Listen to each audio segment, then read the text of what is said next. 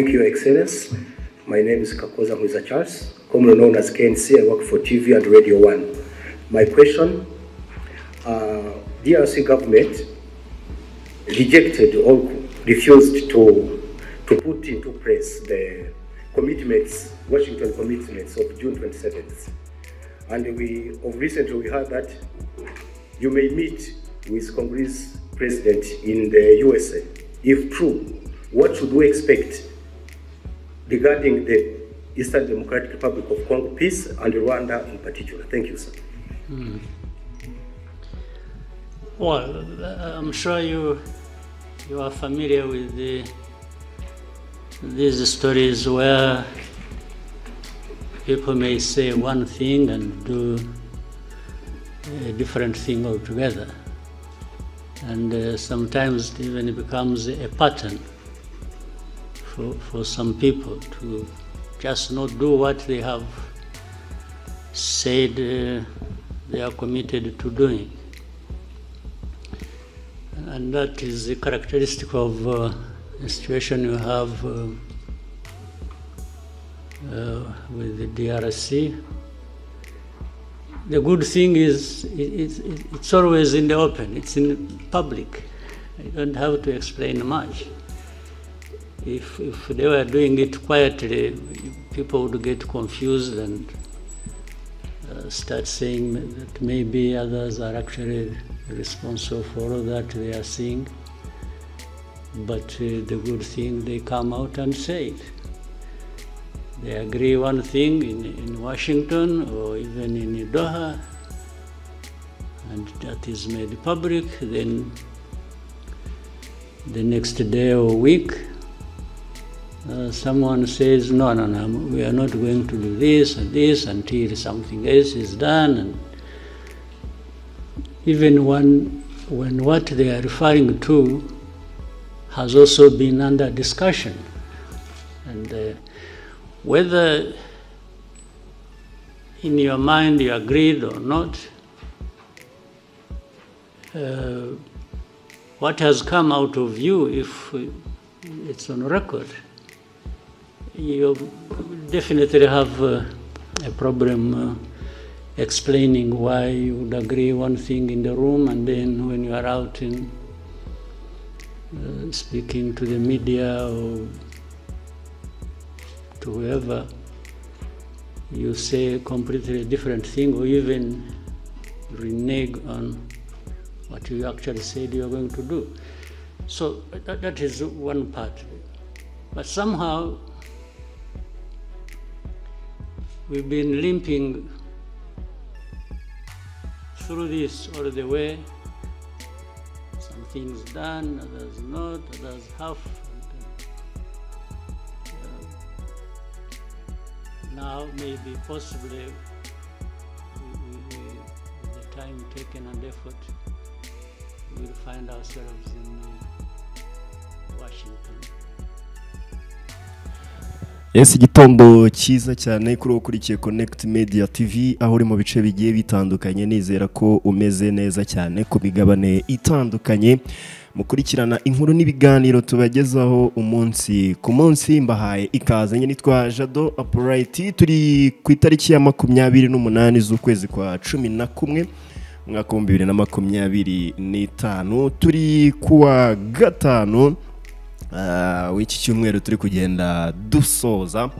Yes, rero muri iki gitondo nta kindi kinzanye no kugira ngo tugaruke ku kiganiro nyakubahwa Perezida wa Repubulika y'u Rwanda ku munsi w'ejo yagiranye n'itangazamakuru, turebera hamwe muri makeya ingingo zitandukanye zagarutsweho muri iki kiganiro nyakubahwa Perezida wa Repubulika yagiranye n'itangazamakuru. Ni ikiganiro cyari kitezwe n'imbaga nyinshi cyane, benshi biteze gukurikira ibigiye kuvugirwamo byinshi cyane. Rero tugiye kuba tubigarukaho muri aya makuru yacu yo muri iki gitondo.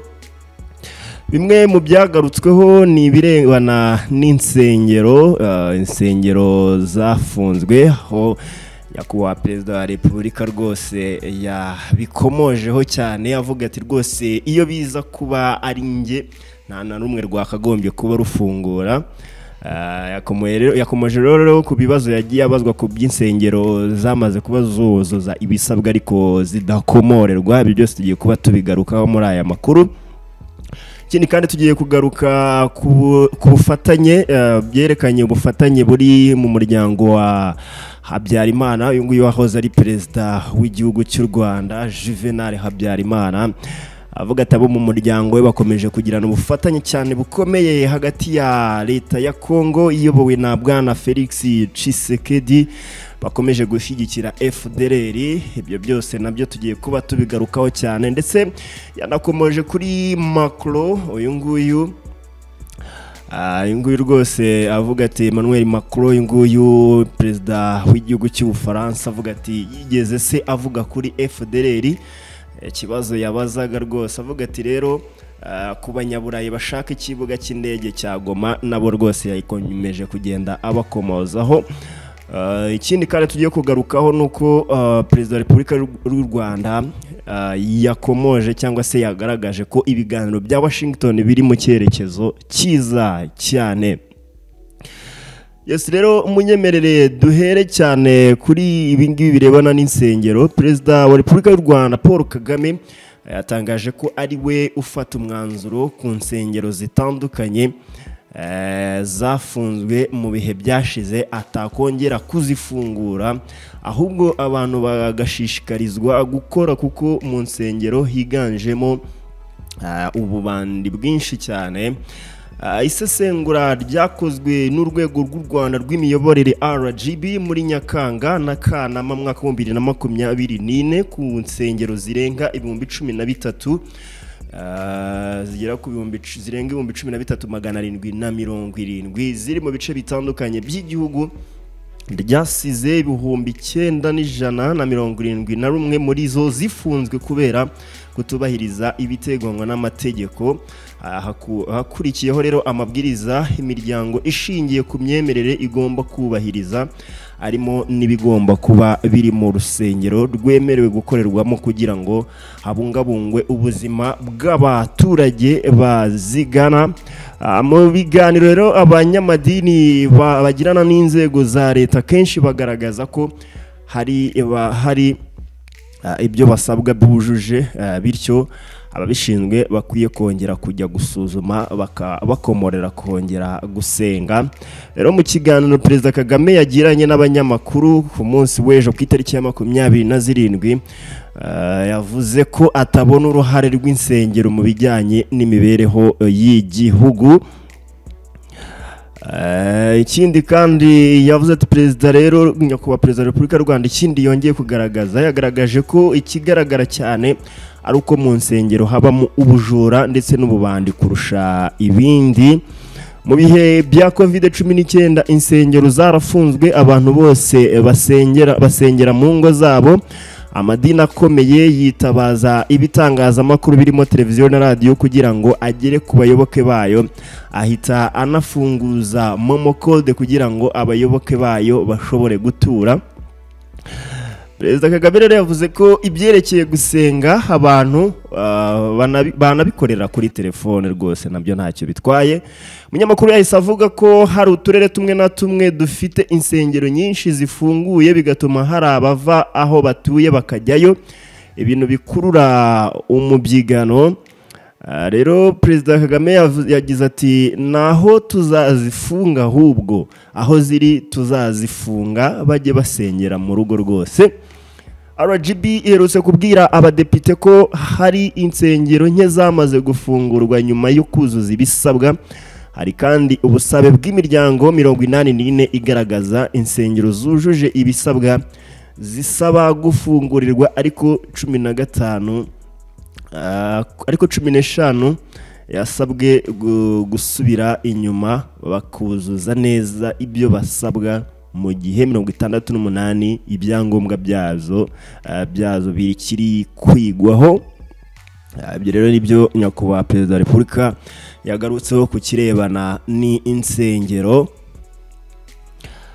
Ibindi yagarutseho twerekejeho nanone nuko perezida wa Repubulika y'u Rwanda rero yatangaje ko umuryango wa Juvenal Habyarimana wayoboye u Rwanda kuva mu mwaka w'igihumbi 1973 kugeza muri Mata 1994 wifatanya n'ubutegetsi bwa Repubulika Iharanira Demokarasi ya Kongo mu gushyigikira umutwe w'iterabwoba wa FDLR.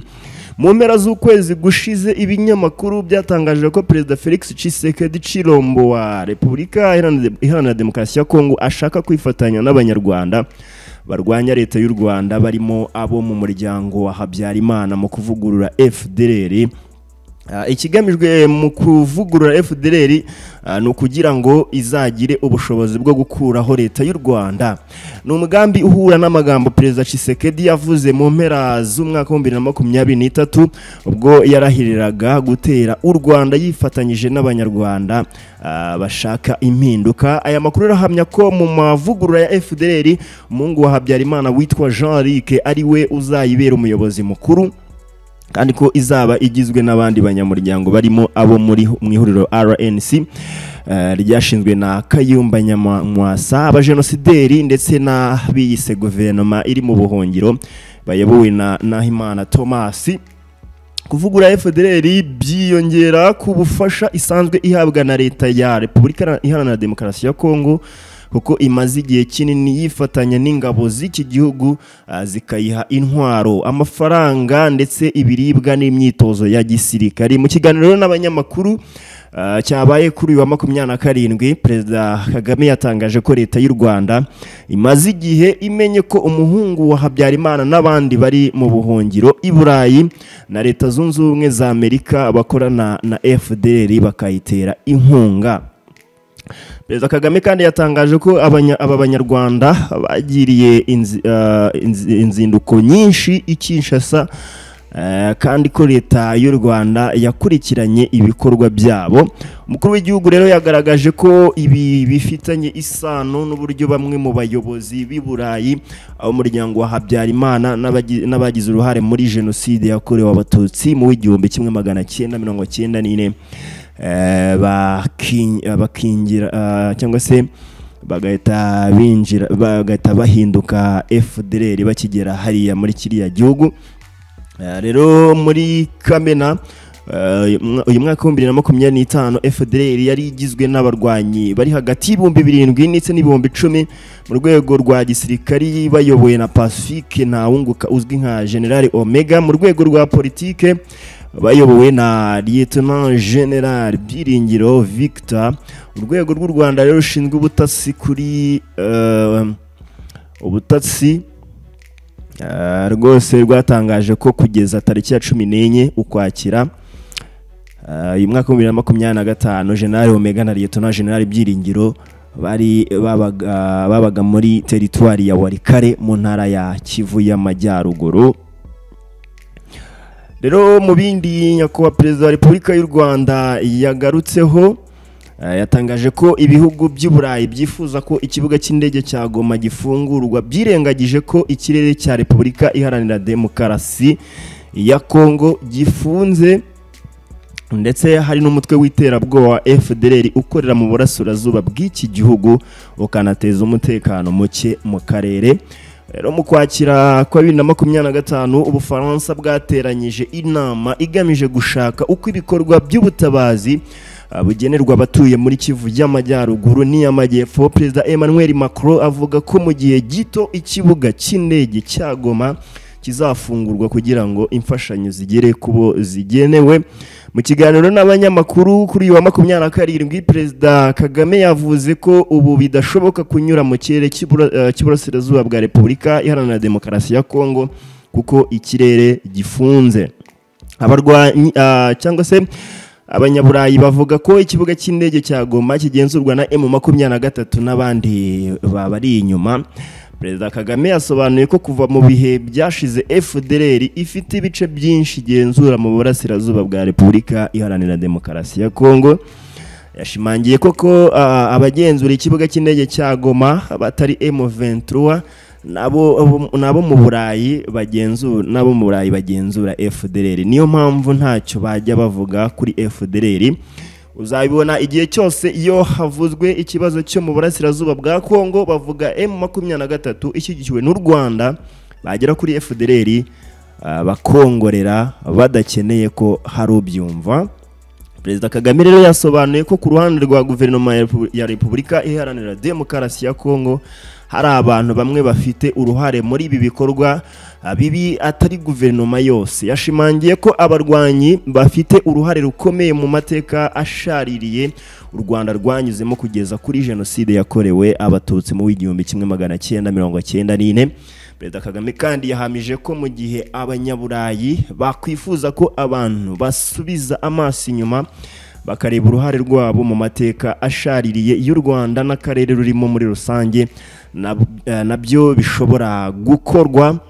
Umujyi wa Goma wafashwe ku ya 27 Mutarama mwaka 2025 nyuma y'imirwano ikomeye yahuje ingabo za FARDC SADC zarwanaga na M23.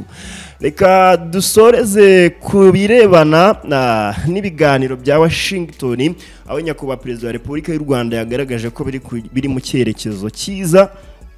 Nyakubahwa Perezida wa Repubulika y'u Rwanda rero yatangaje ko ibiganiro bihuriza intumwa z'u Rwanda na Repubulika Iharanira Demokarasi ya Kongo i Washington muri Leta Zunze Ubumwe za Amerika biri mu cyerekezo cyiza cy'amahoro arambye mu karere. Tariki ya 27 Kamena uyu mwaka 2025 u Rwanda na Repubulika Iharanira Demokarasi ya Kongo byagiranye amasezerano y'amahoro bibifashijwemo na Amerika. Byitezwe ko azakurikirana n'andi y'ubufatanye bw'ibi bihugu mu iterambere ry'ubukungu. Amerika rero yifuzaga ko Perezida Kagame na Tshisekedi bahura mu kwakira kwa 2025 ariko ntibyashobotse. Gahunda yimuriwe mu Gushyingo ariko nabwo ntibyakunda. Byitezwe ko bazahura mu gihe cya vuba. Mu kiganiro n'abanyamakuru cyabaye kuri 27 Perezida Kagame yavuze ko nyuma y'igihe kinini u Rwanda na Repubulika Iharanira Demokarasi ya Kongo n'abafatanyabikorwa bigerageza gukemura ikibazo ariko ntibikunde, ubu hari icyizere ko byashoboka. Mukuru w'igihugu yakomeje agira ati rwose niyo mpamvu mu myaka ya mbere twatakaje igihe kinini nta kintu gifatika tugeraho. Gahunda zombi rero, imwe ya Washington n'iya Doha, ariko navuga ko ya Washington iyi ntambwe nziza iri mu cyerekezo cyiza. Twaba tugeze mu bihe by'ingenzi biduha ibishoboka bigaragara n'icyizere cy'uko turi hafi yo kubona amahoro arambye. Ni ikintu twakomeza kwizera no guharanira. Perezida Kagame yatangaje ko ubutegetsi bwa Donald Trump bwakoze neza kubera ko izindi gahunda z'amahoro zabanje zitigeze zitanga umusaruro nk'uwo ibiganiro by'amahoro bya Washington biri kugeraho. Yavuze ko kugira ngo ibibazo cy'umutekano gikemuke haba hakenewe ubushake bwabo bireba ari b'u Rwanda, Repubulika na Demokarasi ya Kongo n'ibindi bihugu byo mu karere, kuko kubura kwabwo mu biganiro bya Nairobi na Rwanda nibyo byatumye bidatanga umusaruro. Gusabira u Rwanda rero ibihano ntacyo byatanga, nabyo bigarutseho inshuro nyinshi ubwo amakimbirane y'ibihugu byombi yatangiraga. Perezida wa Repubulika ya Demokarasi ya Kongo nabo muri guverinoma yabo basabiye u Rwanda ibihano rwose. Urumva mu mahanga no mu miryango mpuzamahanga barushinja guhungabanya umutekano w'igihugu cyabo. Guverinoma ya Repubulika Iharanira Demokarasi ya Kongo yavuze ko u Rwanda rwohereje ingabo mu ntara ya Kivu y'Amajyaruguru no muri Kivu y'Amajyepfo, ariko rusobanura ko ibyo birego bidafite ishingiro kuko icyo rwakoze ari ugukaza ingamba z'ubwirinzi ku mupaka. Guverinoma y'u Rwanda yasobanuye ko idashobora gutuza mu gihe umutwe w'iterabwoba na FDLR uri hafi y'umupaka kandi ugifite umugambi wo kuruhungabanyiriza umutekano, cyane ko wanabigerageje inshuro nyinshi. Perezida Kagame kandi yatangaje ko niyo u Rwanda rwafatirwa ibihano nk'uko guverinoma ya Repubulika Iharanira Demokarasi ya Kongo ibisaba, ibyo bidashobora gukemura ibibazo byugarije abanyekongo. Mukuru w'igihugu rero yagaragaje ko yiteguye gukora ibyo asabwa gukora kandi ko afite icyizere ko amakimbirane y'u Rwanda na Repubulika Iharanira Demokarasi ya Kongo ashobora rwose gukemuka. Yes, nguko rero uko bimeze byagarutsweho mu kiganiro nyakubahwa Perezida wa Repubulika y'u Rwanda yagiranye n'itangazamakuru wenda ikindi twagarukaho ni kirebana n'imibanire w'ibihugu byombi hagati y'u Rwanda na leta y'u Burundi. Kinacyo nyakubahwa Perezida wa Repubulika aricyo yakivuzeho, yavuze ko u Rwanda nta ruhande rufite mu bibazo biri mu mubano warwo n'u Burundi, ashimangira ko u Burundi ari bwo bwafashe icyemezo cyo gufunga imipaka yo ku butaka. Avuga ati rwose u Burundi bwafunze imipaka yarwo n'u Rwanda muri Mutarama mu mwaka wa 2024 burushinjira gufasha mutwe witwaje intwaro wa Red Tabara. Iki kirego rero rwagiteye utwatsi rugaragaza ko ari uburyo bwo kwihunza inshingano zo gukemura amakimbirane ari imbere mu gihugu. Kuva icyo gihe rero hagiye habaho ibiganiro byo kubyutsa umubano ariko bikarangira nta musaruro bitanze. Ngaye nguko rero ni byinshi cyane byagarutsweho muri iki kiganiro. Ibingibi nibyo tugerageje kubanyuriramo mu buryo bw'inshamake ndetse no kugenda tunyuramo ku ngingo ku yindi. Bimwe byagarutsweho muri iki kiganiro nyakubahwa Perezida wa Repubulika y'u Rwanda yagiranye n'itangazamakuru. Ukomeje gukurikirana Connect Media TV, reka tuze gusubira mu yandi makuru araza kubagezweho mu masaha ari imbere. Mugire ibihe byiza.